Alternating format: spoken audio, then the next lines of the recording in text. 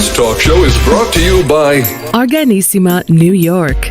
Your exotic skin, hair, and beauty source, and your one-stop shop for all your natural and organic skin and hair care, featuring authentic organic Moroccan oil and prickly pear seed oil and much more. Bringing you only the best, straight from the source and proudly produced in the USA. So what are you waiting for? Shop today at www.organissima.com. Organissima, New York. Your beauty is our duty.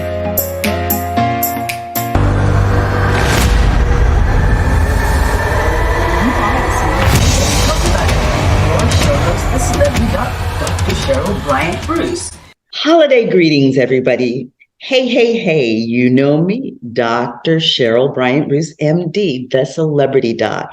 And this show is brought to you by myself and my co-host, Hisham Helen Mati, Hurricane H. This is Chatters That Matters. Let's talk about it. Our runaway talk show that is here to educate, inform, and entertain you. We're here at the holiday seasons, and so we have a special show for you because during the holiday season, we like to focus on holiday safety.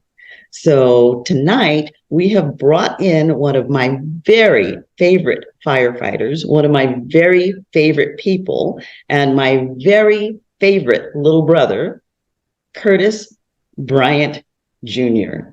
He's here, Las Vegas firefighter. He is also a Las Vegas rapper and record producer.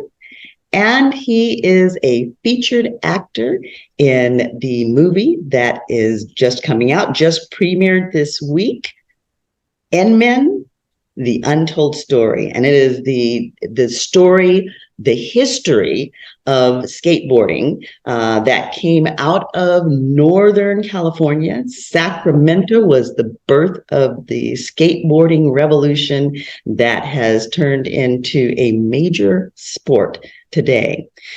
Kurt is here to talk to us, though, about holiday safety, and we're going to hear more from him as a Las Vegas fireman. Kurt, tell us all about it. First of all, greetings, happy holidays to you and everybody out there. Blessings. I hope everybody's safe, warm, and is gearing up for the holiday season.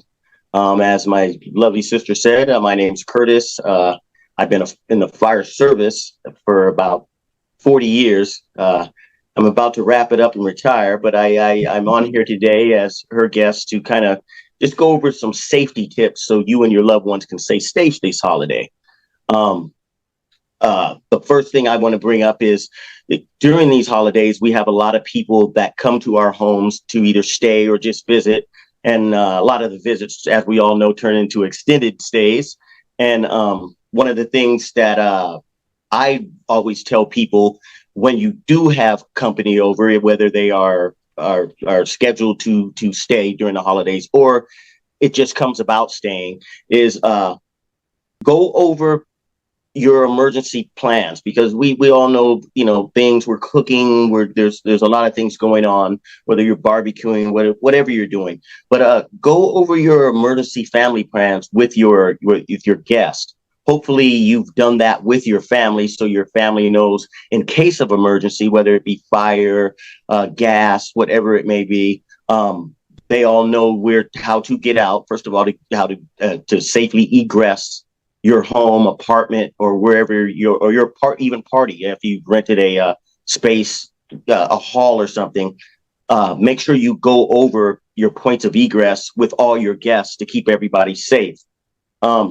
Especially in your home where there's different areas, doors that slide, things like that. We always don't, when we are home, adhere to things like fire codes. So very often we may block an exit or block a window. So that point of egress will be cut off. So as your guests arrive and before, they get settled, let them know, hey, these are the back door, the front door. These are windows that can be used as possible egress. I know it's kind of dry, And it's something we usually don't do, but as a society, we've been Americans, we need to do that because you just never know when an emergency is going to occur. So you let them know where your exits are, where your windows are, if your windows have locks or if you have storm shutters or things like that, how to exit. Because if you're not a trained firefighter or someone that's used to being put into those predicaments, when it all comes down, it's your adrenaline's high. It's very confusing, even if you are the homeowner, let alone if you're not the homeowner and you're unsure of hallways and exit routes. So go over that with them. Along with that, once they do safely egress the home, the hall, apartment complex, wherever you may be having your event or company come, make sure you all understand and have agreed on a meeting place. Because as firefighters and emergency responders like myself show up, our main goal is life safety, and then property conservation close second. With that being said, as soon as we go on scene, we're going to ask the homeowner or whoever might have called in the fire, has everyone been accounted for? That's our main thing. That's a great starting point on how we are going to do our operations from then. If there's a missing child, a missing person in your house and no one's accounted for, the seat of the fire is going to take secondary as our initial rescue search for you. So we're going to ask, is everybody accounted for? And where was the last known location of that person that is not accounted for? That is going to dictate as we make entry to the facility if we are going to go right, which we call a right-hand search pattern, or if we are going to go left, which we call a left-hand search pattern, to quickly as possible locate you. So these are just a few tips that are very important this holiday season. So, Kurt, is it fair to say that it's probably a good idea as your guests are coming in to get a head count? Oh, always know how many people are in your home. And that includes pets, because, right. There's nothing that spoils a holiday more than losing a pet, especially in a catastrophic fire. Our pets are our people, just in fur form. So, you always know how many people are in your house, always know their location, as well as pets.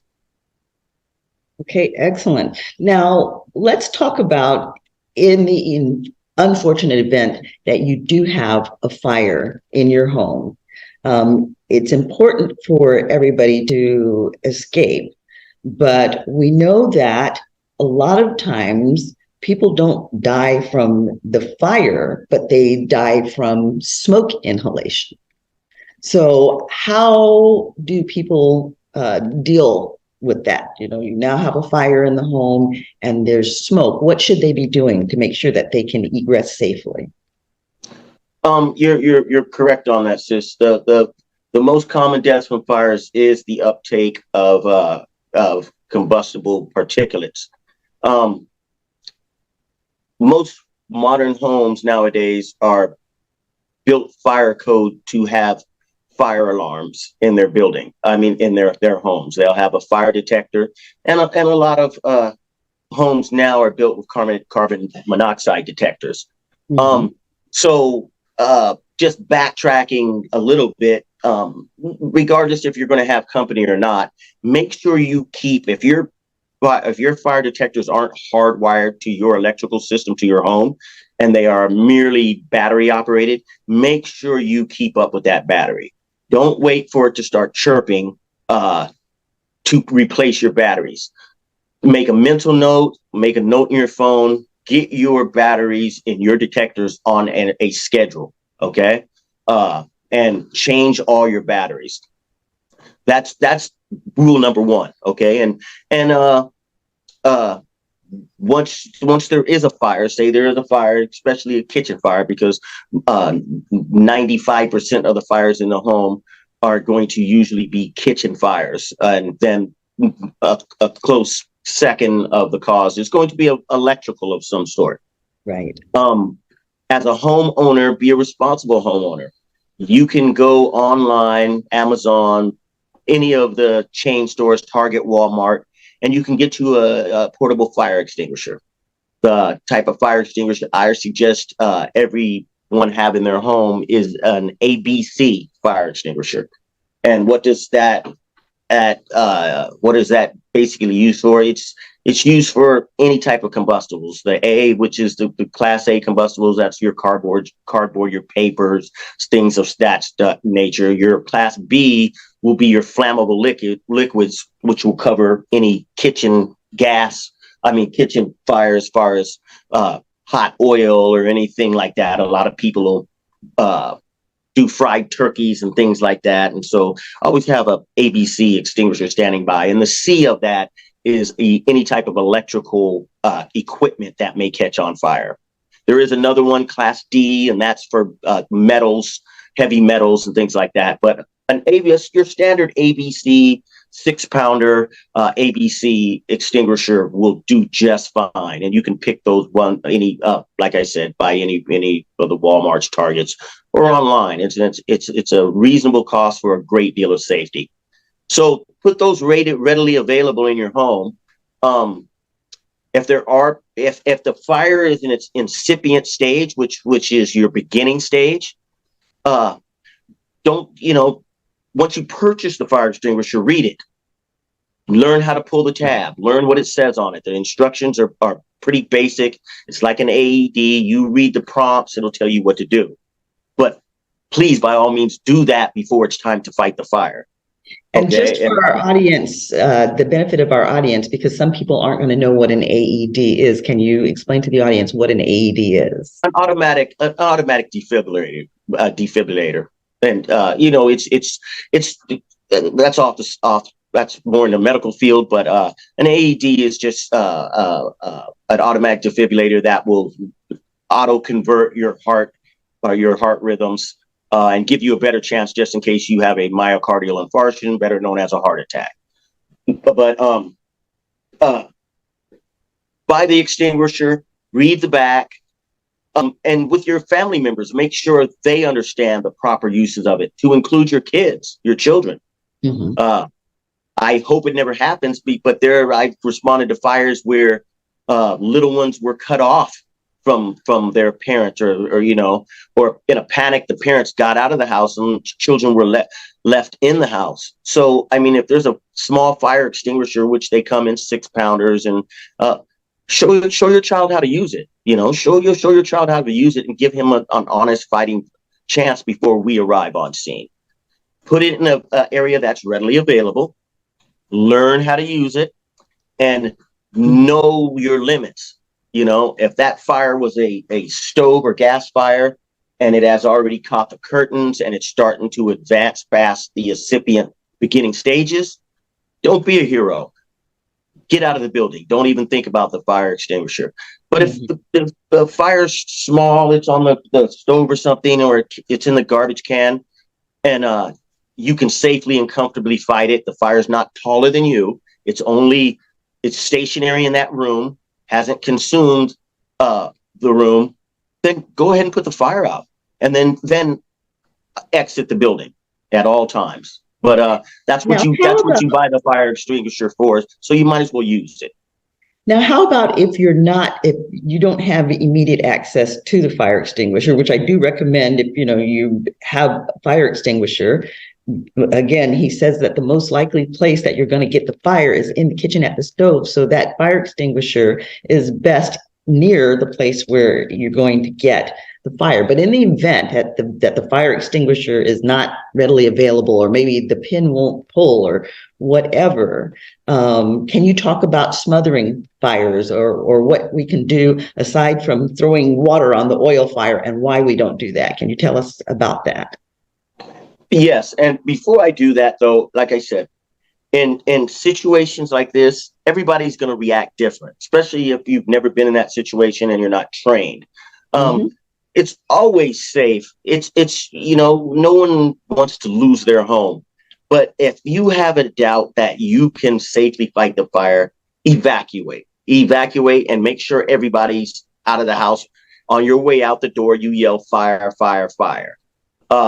But if Yeah, you that house feel is expendable. You are not.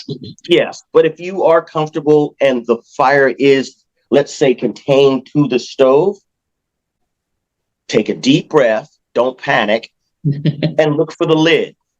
Mhm. The fire in the fire triangle, the fire has elements that keep the fire going.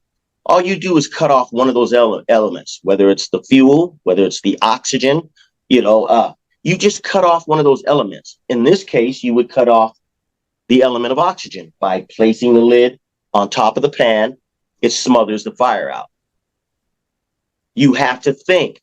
Why we take a deep breath is because we see a fire, and what do we know? Water puts out fire. Okay, well, when you have a grease fire, you don't want to splash that cold water on that hot grease, because that's just going to make it pop up, and then the usually what happens is the grease splatters on you, the pan's on fire, the grease is hot, you drop the pan, now the pan and the fire go everywhere, and now the room becomes fully involved. So take a deep breath, realize what you have, put the lid on the fire, back away. The fire will go out, the fire will smother itself. And turn the stove off. Yeah, well, get away from the stove, let the fire die down, and then once it's clear, go back and turn the stove off. Now, in the event it's an electrical fire, same thing, the ABC, remember the C is for electrical fires. Let's go back to the grease fire. Let's say you don't have a stove cover or you don't have a pot cover. And you did properly place your fire extinguisher readily available within arm's reach. It hasn't gone, once again, past its incipient stage of burning. So there's not a lot of combustible particulates in the air. So you can still breathe clearly enough to fight the fire. Grab your fire extinguisher, pull the pin, extend the hose, aim, and in a sweeping motion, sweep across the stove top. Okay? And that agent, once it cakes on that grease, it will smother that fire down. But once you extinguisher, once you start and decide to combat that fire, you completely discharge that extinguisher. Okay, you don't want to rekindle and have a false sense of security just that because the fire got knocked down. You completely discharge that fire extinguisher until there's nothing of that agent left. And then put the extinguisher down, back out of the home, let the, on the way out, open up your doors or whatever of your point of egress and let the smoke particulates clear out of the building. By then we're on our way and we can assess the damage, make sure there's no further progress of the fire. It didn't get up into any crawl spaces or any false ceilings. That's our job. As long as you're outside safe, then we're equipped with personal protective equipment to do our job. Okay, now, Curtis, in the event the fire has gotten out of control and say your way of egress is blocked by fire, what is the safest way to try and get through that fire? You've got heavy smoke, you've got fire. What is the safest way to try and get out so that you don't stay trapped in? I mean, you're gonna be at risk going through, but what is the safest way to get yourself out?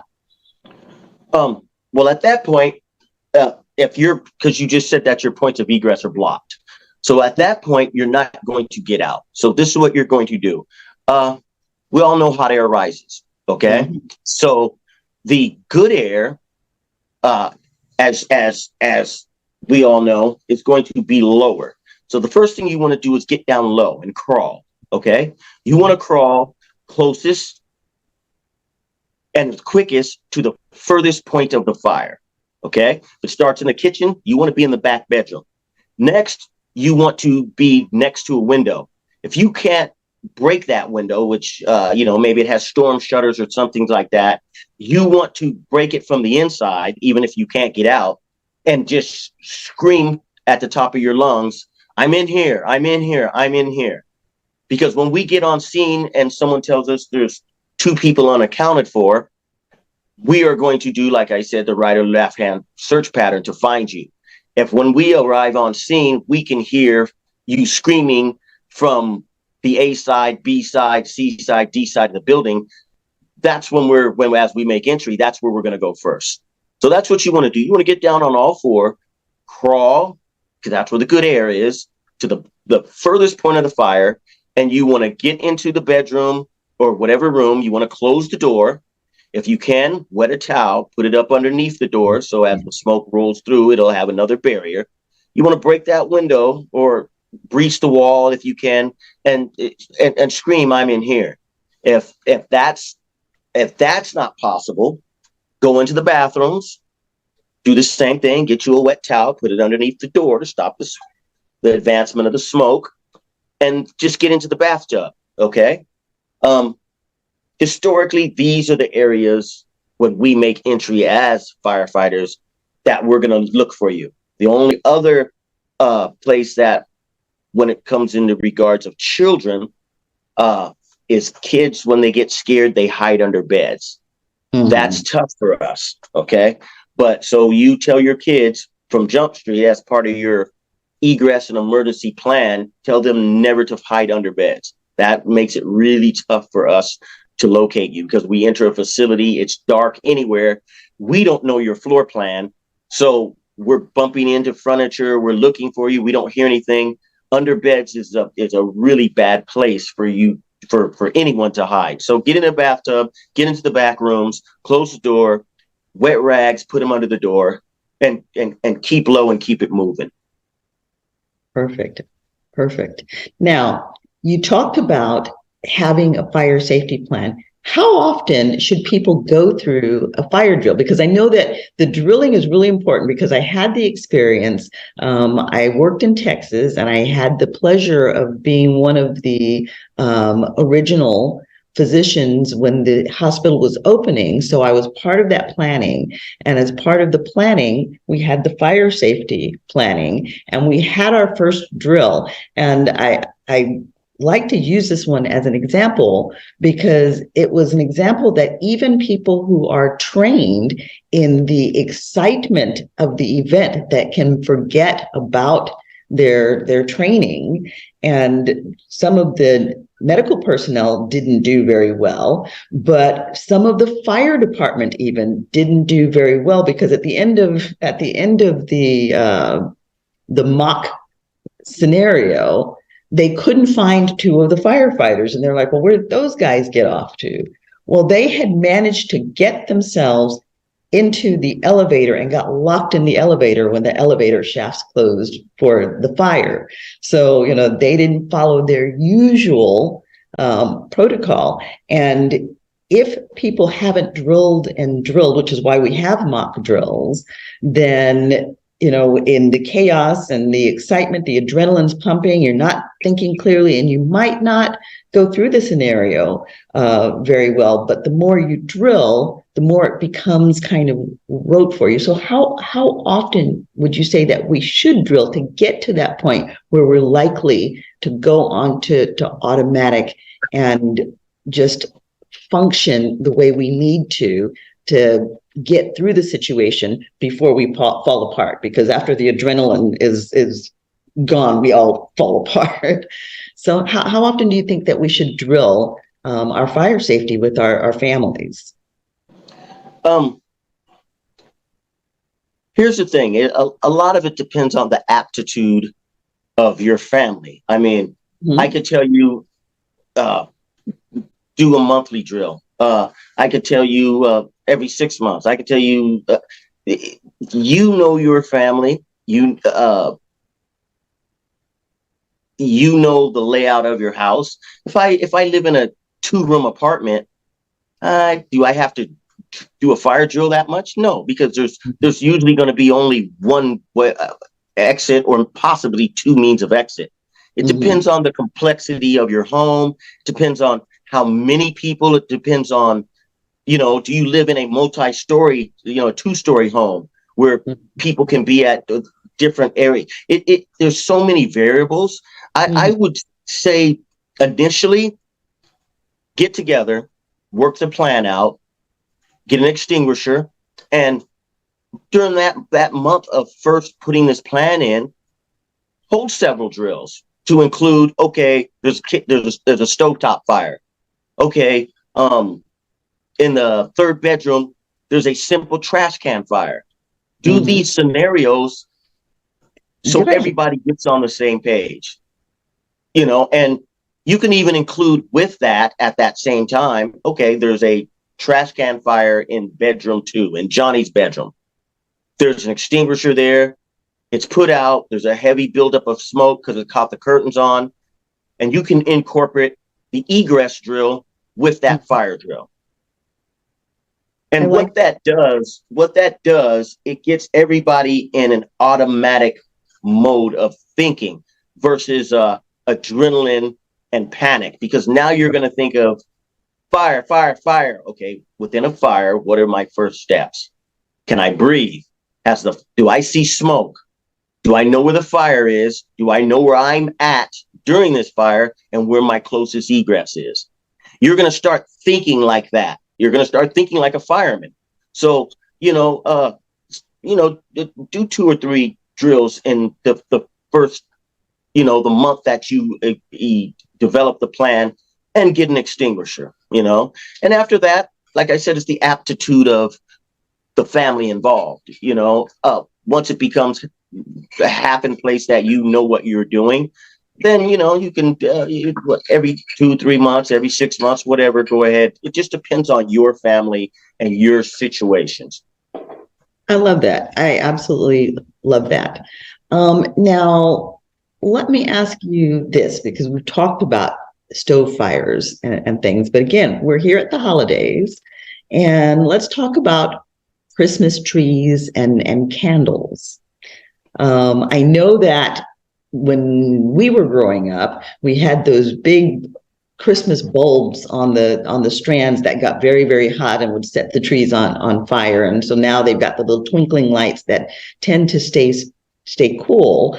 But people can, I think, get a little bit over secure with that because it is still an electrical cord.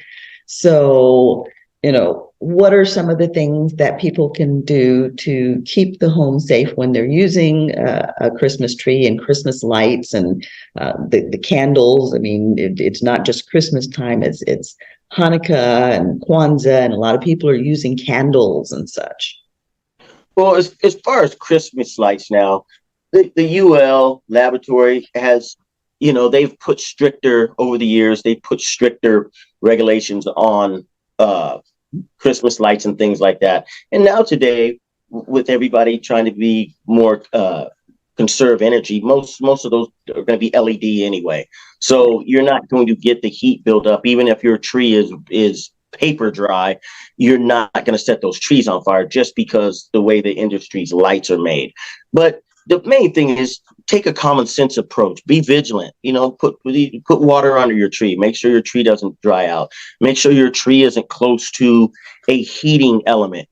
If you're heating the house with a buck stove, or if you're heating the house with a portable heater, make sure that's not in close proximity to your trees, further dehydrating and drying out the trees. The lights, you really don't have to worry as much.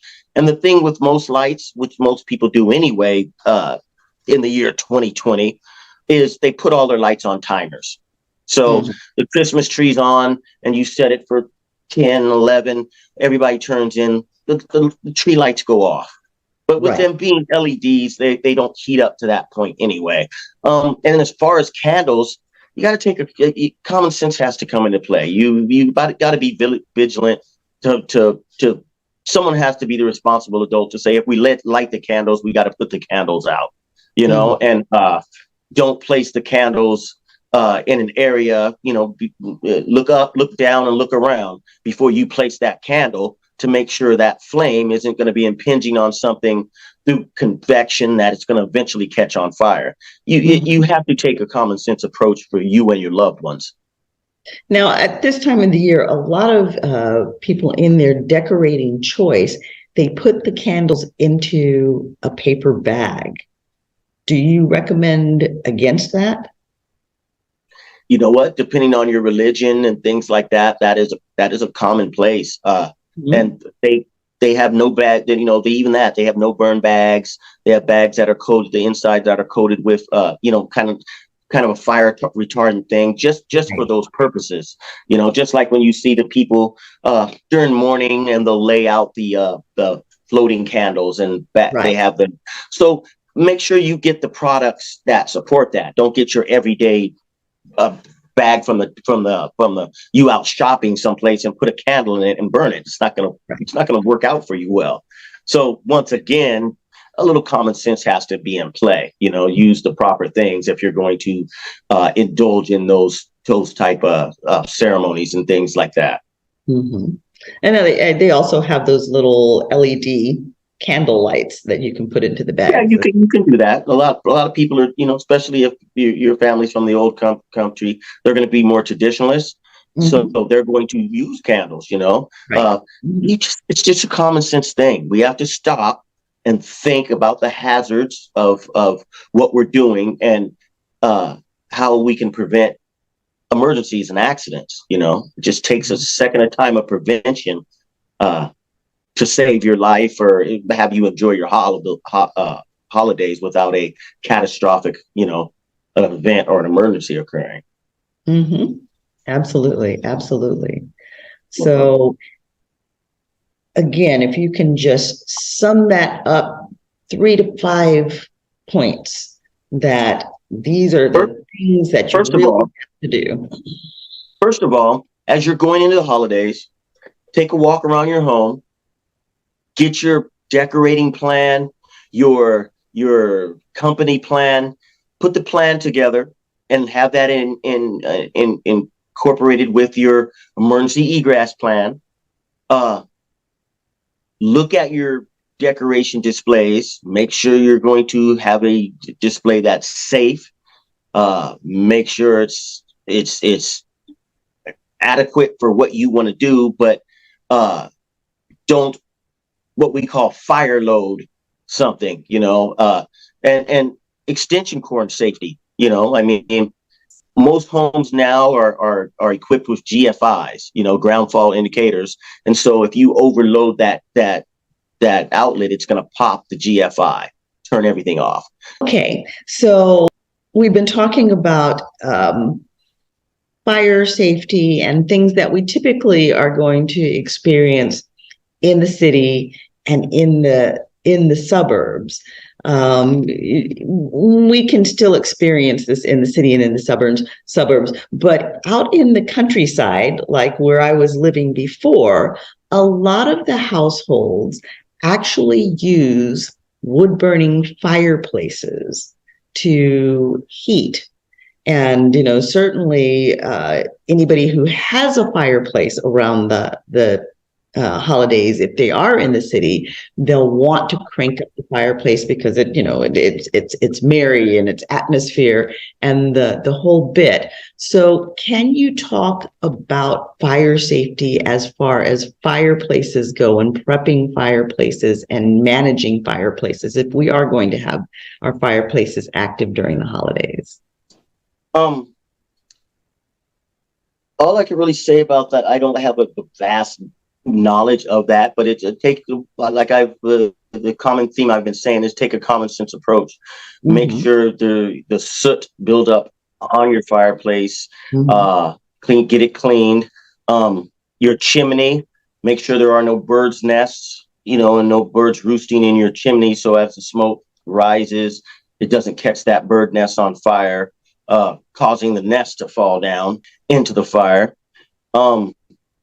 Make sure your flute works, that can open and close, and make sure obviously when you start the fire, open the flute so the smoke goes out of the chimney instead of into the structure. And just, don't overload your fireplace where the embers are back burning out into your home or they are going in the proper place, and stack them to the back. And just fire safety basics for using a fireplace. Now, like my home, my residence is in Las Vegas, and all of our chimneys and new construction are of gas nature. So check your pilots, and make sure that all your connections are good. If you turn it on and you smell gas, obviously there's, by moving furniture around and things like that, something has happened to that feeder line. So immediately turn it out and call your local utility gas company, and they can come out and do a safety check on your line all the way to the gas meter and beyond. So use basic training, basic things like that when you are using a wood fireplace. And you're going to leave it unattended because, like I said, some people have the regulars, and then some people have things like a buck stove. Don't fire load around that. So the heat will transfer over to packages, Christmas presents, anything like that, and cause fires, But it's pretty common sense and basic understanding of it's not. Yeah. And if you have little kids, it's smart to get those screens so they can't directly touch a fireplace or get close enough when in play to fall against, trip, or whatever, and get burned by the fireplace, or worst case scenario, fall into the fireplace. Right. Absolutely. And also with pets, if you have pets around the fireplaces as well. So, and then pets. Sorry. Go ahead. Pets are a little bit smarter than us, so when they feel the heat, they're not going to go near it anyway. Well, not necessarily so, unless I had a dumb cat, because that cat was intrigued by the fire. So. Yeah, I've been a firefighter for 40-something years, and I've never had to respond on a cat or a dog that went into the fireplace, caught on fire, ran out, started to Curt. Never.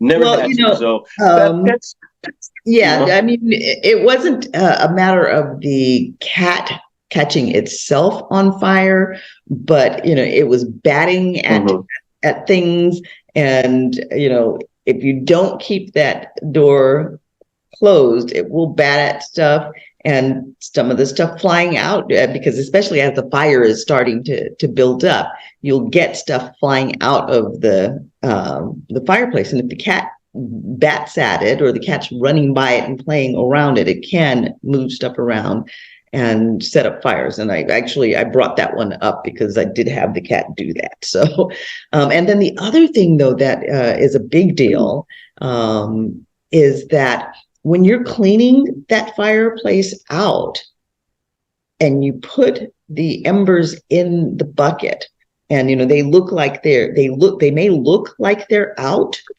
but the core, the inside of those embers can actually be quite hot still. So make sure that you don't put those around anything that could potentially ignite. And best to actually put water in them and make sure that they're completely out, because that's what I was going to say.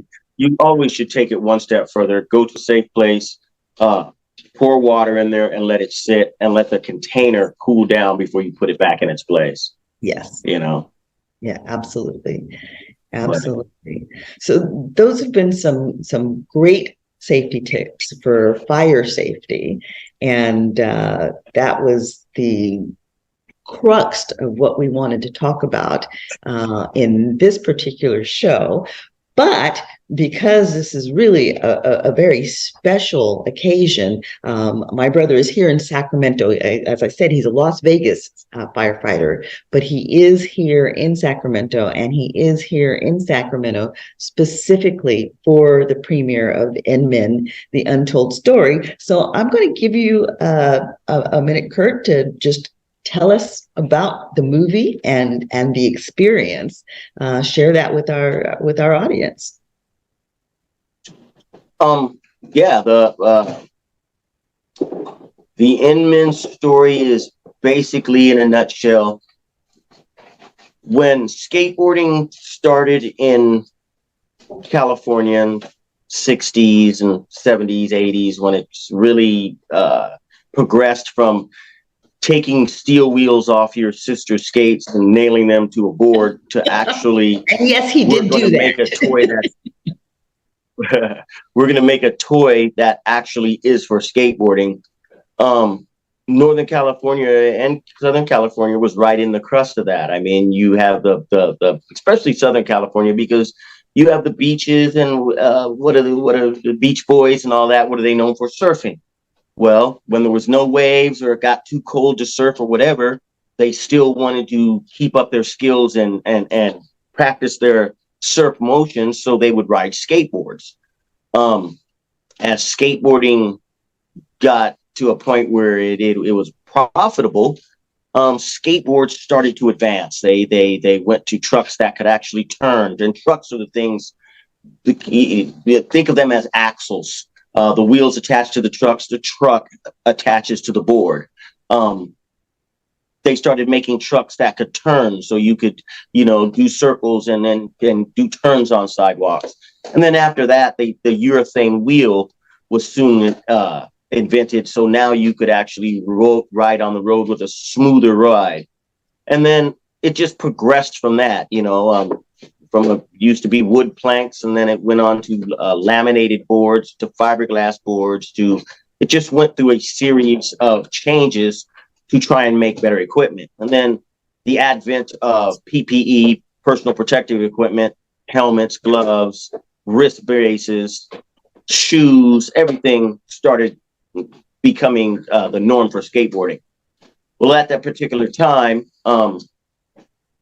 skateboarding had taken off in Southern California to the point where it became more of a commonplace sport. It wasn't just a rogue sport of kids just riding down sidewalks, running people off the sidewalks. It became an actual sport, and they started having competitions and things like that. Well, at that same time in Northern California, people moving and being transient, people started moving to Northern California that were in Southern California and started skateboarding. So skateboarding started to advance and get big there. So now on the West Coast of California, you have the sport of skateboarding. So as it went on and companies got involved and said, okay, this skateboarding could be lucrative, we'll start having amateur teams, start having professional teams. That's about the time when I got into skateboarding and was able to get some good mentors that helped me advance far enough to where I was able to join one of those teams. And the team and group of guys that I skated with were called the N men for the Northern men versus the Dogtown crew that was in the South. And over like a decade, the two teams, Northern California and Southern California, started engaging in competitions back and forth for superiority of California's skateboard title and scene. And I just happened to be part of the Northern men, which called the N men. And now we're all in our 40s, 50s, 60s, and 70s, the original N men. And I live in Las Vegas, they live in California, but they still go out on the weekends and skate to this day. Some of our older guys, Jamie Hart, Cliff Coleman, they're world champions and they still skate, and Cliff Coleman goes around the globe teaching downhill skating and slalom skating. So it's become big business, it's become really big business with big sponsors. A good friend of mine, which is probably known as the godfather of skateboarding, Don Bostic, was able to realize his 70s dream of actually getting skateboarding into the Olympics. And now it is an Olympic sport. So big shouts out to Mr. Bostic and his lovely wife, Danielle, because you did it and you've made skateboarding an acceptable global sport. And I'm honored to know him and his wife for being the trailblazers for that. But we do an annual Christmas party. And then there was a gentleman that would hang out with us in the early days that documented all this. And years later, we're looking at 20, 30 years later, he has put this collective of film and pictures together and has created a film called Inmen, The Untold Story. And I just happened to be in that film as one of those inmen. And he's just going to tell the world our story versus the Dogtown guys on the southern end. So look out for that. It's called Inmen, The Untold Story. The film director is a great friend of mine, amazing director. His name is Jim Swaggart. And right now it's getting ready to do the film festivals, and then he's going to move it on into commercial theaters. It's a great film. I previewed it, and I had the honor of my lovely sister as being my date for the premiere. And it's a great film. There's highs, there's lows, and he documented skateboarding history very well. And it's a film for everybody. Not even if you're not a skateboard enthusiast, you'll enjoy this film. Yeah, I totally agree with that. I mean, I'm a bit of a skateboard enthusiast because my brother was a skateboarder and my son is a skateboarder. Both of them were on teams. So, I know a little bit about skateboarding. I am not a skateboarder. I have gotten on a skateboard. I can push one, but I'm not a skateboarder. But I found the film just absolutely excellent. It was a documentary. It gave an interesting history of skateboarding. And I mean, I've had skateboarding in my life, a good chunk of it, because my brother was very young when he started. And even still, I gained a significantly better understanding of skateboarding and a greater respect for it, both the art of it, the history of it, the culture of it, because it does have a very strong culture. And again, I'm the celebrity doc. This show is about health, and there is a health component to the skateboarding because in the film they talk about how a lot of these guys were loners, or some of them were misfits, and skateboarding gave them a way of fitting in. It was something that provided them with mental health. And as I talked to my son even about skateboarding and have watched him over the years, I found that to be the case. A lot of these kids, it's like a balm for their souls, and they're passionate about it. But the interesting thing about the skateboarding is it's not just a passing, fleeting thing. A lot of these people do stay in skateboarding for life. I mean, my brother is still a young man, but he's on the other side of 50, and he's still skating. And, you've got guys out there that are 60 and 70 and women out there as well, because skateboarding is really cool because it is all inclusive, all races, both sexes, ages, cultures. It's really pretty fascinating. And so, for that reason alone, it made the film very interesting. But even though it was a documentary, it wasn't your dry documentary because it did have story to it, and it told the stories of different people. And there was even a very emotional component. And as I was telling my son about it, because he didn't attend the premiere with me and my brother, as I was telling him about it, for those of you who have seen Wakanda Forever, I actually kind of likened it to Wakanda Forever because there was a tribute component in there. And I mean, there were touching stories, stories of growth, stories of people really bonding and supporting each other. It was an excellent film. It was an excellent film. And thank you so much, Kurt, for inviting me. That was really a special moment. Yeah, James really did an amazing job of putting that story together and telling the story, and also honoring the founders in that story. It all had to start someplace, and Doug and John O'Shea really good friends of mine. John has passed on, let him rest, but may his soul rest in peace. But Doug is still with us, and it's an honor knowing him, because there's a historical component to that film that kids today, 20 down, that see the film will get a better understanding, because now kids that start skateboarding, all they see is the diversity. You know, you go to a skate park or you go down the street and you'll see blacks, whites, girls, boys, all skateboarding.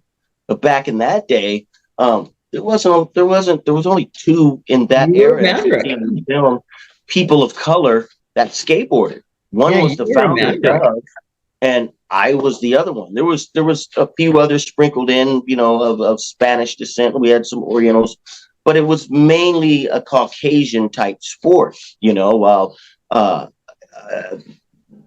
and we were kind of, you know, because I played all sports, but if you did skateboarding as a person of color, you were kind of looked at as, what do you know? Why are you doing that? And now I just get a smile whenever I drive past a skate park or see a group of you know, people skateboarding, and the diversity of that group and the acceptance of that group. It makes me smile, because I realize that I was a part of getting this sport to that level of diversity, and I'm pretty proud of that. You know, I'm pretty proud of that, and Doug, the founder, is very proud of that.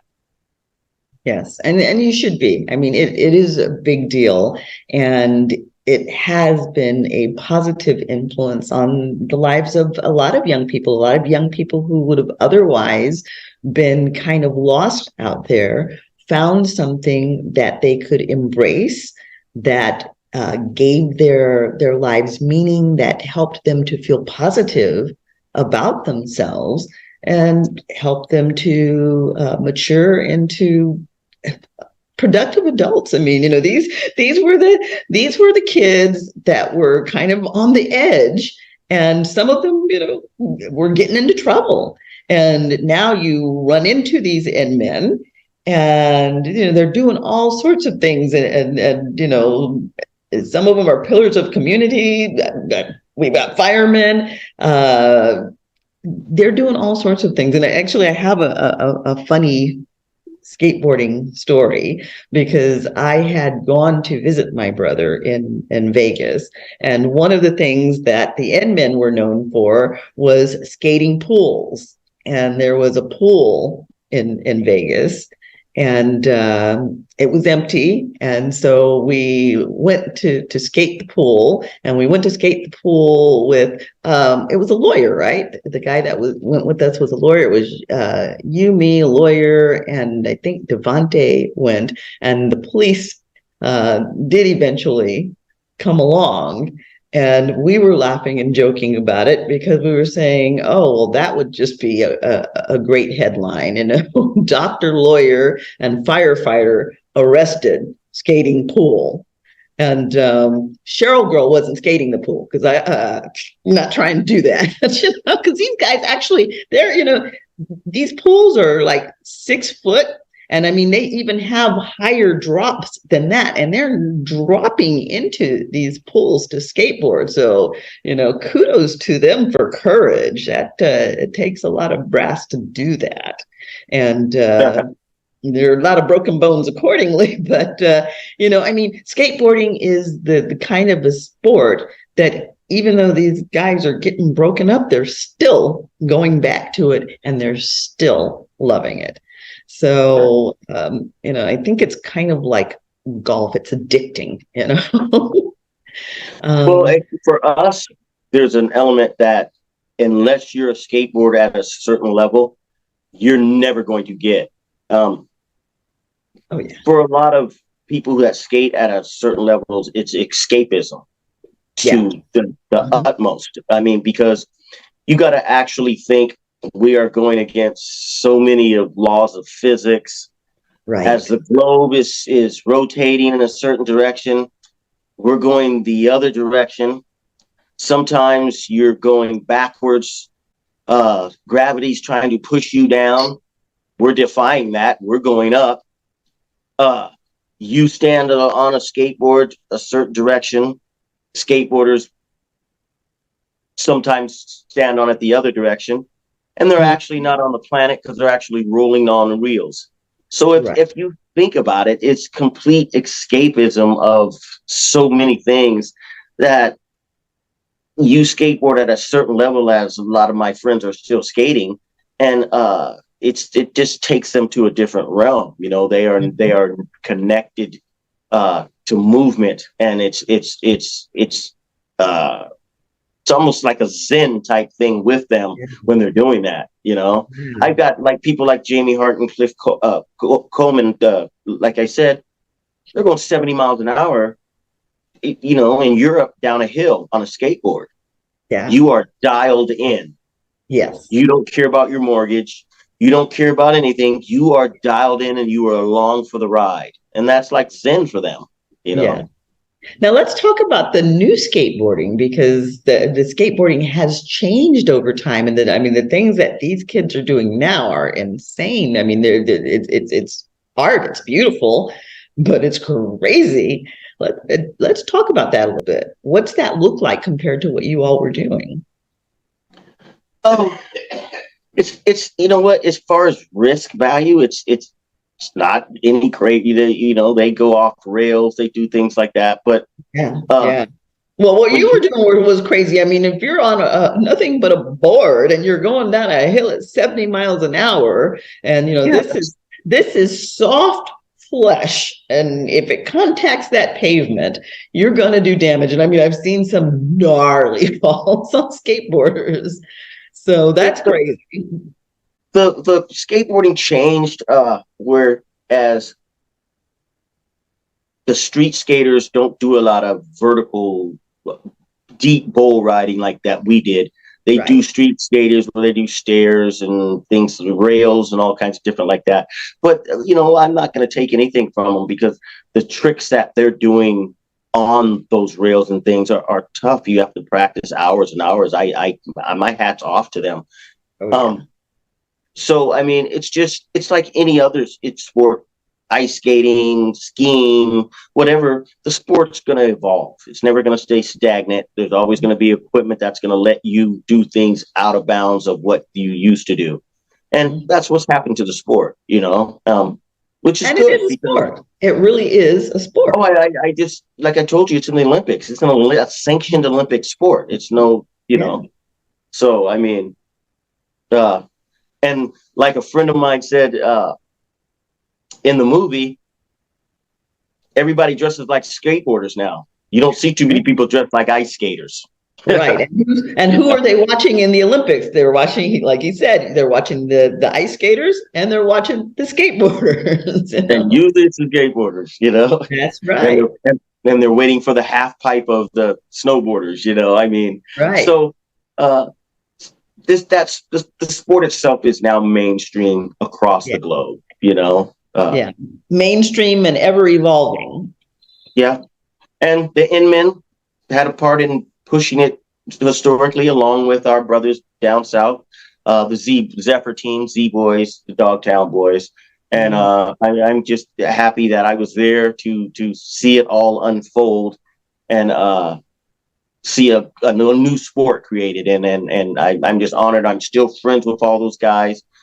We have a bond and a brotherhood that won't be broke, and we lose at this age. We're starting to lose them along the way, but it continues. A new crop of men right there along the way with us, with the same values of brotherhood, and you know. And that's what really struck me about it, was the brotherhood. I mean, you know, you all are a very tight and supportive group, and it was really very touching watching it. It was a wonderful experience. And again, thank you so much for inviting me to that. Right. Yeah, it was the ultimate boys club. I love there are girls. There are girls. Oh, yeah. There are girls in there. There are girls, and we love our girls that skate right alongside with us and skate at the same level as us. And it's not about sexism. It's not about, like I said, once you get to a certain level, then it has nothing to do with that. It has everything to do with that feeling, that feeling you get riding that wooden plank with wheels on it. Yeah.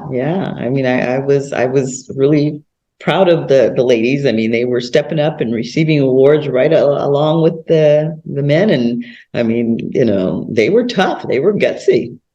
So it's an impressive sport if you're really doing it. People think, oh, skateboard, they see someone pushing the board down the street on their way to work. Yeah, it's not that at all. It's a really impressive sport. So, again, if you get an opportunity to go and see a movie when it comes out, it is worth a watch. And don't just say James Swagger, Inman, The Untold Story. Yep. Look it up. See it. You'll enjoy it. That's right. And it is on both my Instagram, my social media, Facebook, and it is on Curtis's IG, and his IG tag is CurtBeasy. And you can also find him by just going to mine. You'll track through and you'll find my brother, Curtis Bryant, and he's at CurtBeasy. What's your Facebook tag? Same thing, Curtis E Bryant, or my Twitter or Instagram, everything's at CurtBeasy. Okay. So you can go to at CurtBeasy, or again, you can hit me up on mine. You can hit us up on EMBC TV network, and Hurricane will have it featured on his. So, we'll put the information up about the movie, and go ahead and connect to my brother. He's always got interesting things coming up on his social media, and connect to us. We want you to tell us what you like about the show, what you don't like, what you want more of. Connect to us, like us, and by all means, please leave comments and please share it with your friends. So you have been listening to Chatters That Matter. Let's talk about it. I'm your show host, Dr. Cheryl Bryant Bruce, MD, the Celebrity Doc. And my co-host is Hisham Elamati, Hurricane H. And our featured guest tonight has been none other than my brother, Curtis Bryant, Las Vegas firefighter, Inman actor, and again, he is a rapper extraordinaire there in the Las Vegas area. Watch this again if you get a chance, and soak in those safety tips, because those are going to be very important for Please, everyone, have a safe and happy holiday. Merry Christmas, and have a great and prosperous upcoming new year. Absolutely. Thank you for joining us. Thank you for supporting us. Of course, we'll be on the air all the way until the end of the new year. But if you should happen to not join us before the new year, as Kurt said, we want you to have a happy and prosperous new year, and we want you to have wonderful holidays. Even though this is a holiday show, these tips, these safety tips, fire tips, are applicable all throughout the year. And this will be an evergreen show that you can find on YouTube. The recordings will be on Spotify, on the radio, and all of the numerous other places you can find this show. But revisit them, remind yourselves of the tips, because above all, you do want to stay safe. And he has delivered some great nuggets of fire safety here. So again, thank you for joining us, and have wonderful holidays. You're listening to Chatters That Matters. Let's talk about it.